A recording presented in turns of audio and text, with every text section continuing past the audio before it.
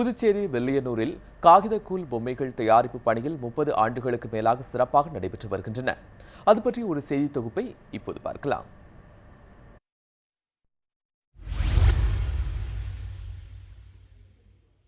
வில்லியனூர் சிறப்பு வாய்ந்த கோவில்கள் மற்றும் மண்பாண்ட சிற்பங்கள் செய்யும் புகழ்பெற்ற இடங்களில் ஒன்றாகும். இங்கு காகிதக்கூழ் கொண்டு பல வகையான பொம்மைகள் தயாரிக்கும் பணியில் சேகர் என்பவர் பரம்பரையாக ஈடுபட்டுள்ளார்.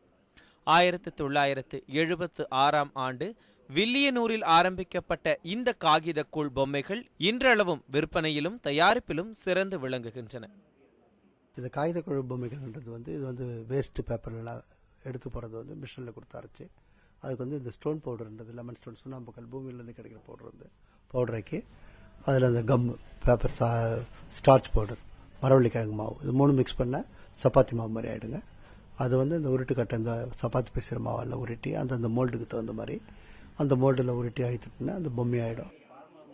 மரவள்ளிக்கிழங்கு மாவு இயற்கையாக உருவாக்கப்படும் பசைகள் கொண்டு கூழ்மமாக்கி என்ன வடிவம் வேண்டுமோ அதற்கான அச்சு முதலில் வடிவமைக்கப்படுகிறது. இதற்கு 1 முதல் 2.5 மாதங்கள் ஆகின்றன. பிறகு அந்த கூழ்மத்தை கொண்டு தயாரிக்கப்பட்ட அச்சில் உருவங்கள் பதிக்கப்பட்டு நன்கு காய வைத்த பிறகு வேண்டிய உருவத்தை பெறுகின்றனர். அதன் பிறகு வண்ணங்கள் பூசப்பட்டு அவை முழுமை பெறுகின்றன. இந்த தோல் சேர்த்து தெய்வத்தை செய்கிறோம் அப்படின்ற ஒரு சந்தோஷத்தில் செய்கிறோம். எல்லாரும் வராங்க, பார்க்குறவங்க பரவாயில்ல நல்லா செய்கிறீங்க, சூப்பராக செய்கிறீங்க, நல்லா இருக்குது அப்படின்னு அவங்களும் எடுத்து நம்மகிட்ட சொல்கிறதுனால நம்மளுக்கும் ஒரு ஆசை அதிகமாக இருக்குது. இன்னும் செய்யலாம், இன்னும் இன்ட்ரெஸ்டாக செய்யலாம். காகிதக்கூழ் பொம்மை தயாரிப்பில் ஈடுபட்டுள்ள சேகர் 4 அடி மகா துர்க்கை சிலை உருவாக்கியதற்காக 2012ஆம் ஆண்டு தேசிய விருது பெற்றார்.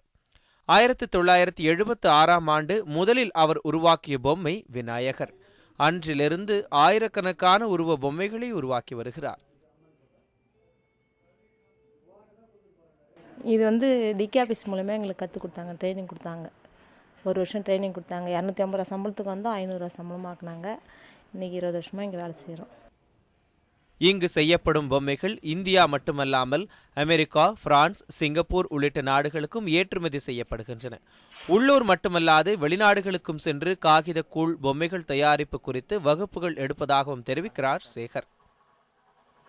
வேகமாக ஓடிக்கொண்டிருக்கும் இந்த நவீன யுகத்தில் இயந்திரங்களால் தயாரிக்கப்படும் பொருட்கள் அதிக அளவில் மக்களை சென்று கொண்டிருக்கின்றன. அவைகளுக்கு ஈடாக மனிதர்கள் தங்கள் கைகளால் செய்யப்படும் பொருட்களுக்கு என்றுமே ஒரு தனி சிறப்பு உண்டு. ஒளிப்பதிவாளர் ராஜகுமார் மற்றும் நடராஜனுடன் விவேக்குமார், நியூஸ் ஆன் தமிழ், புதுச்சேரி.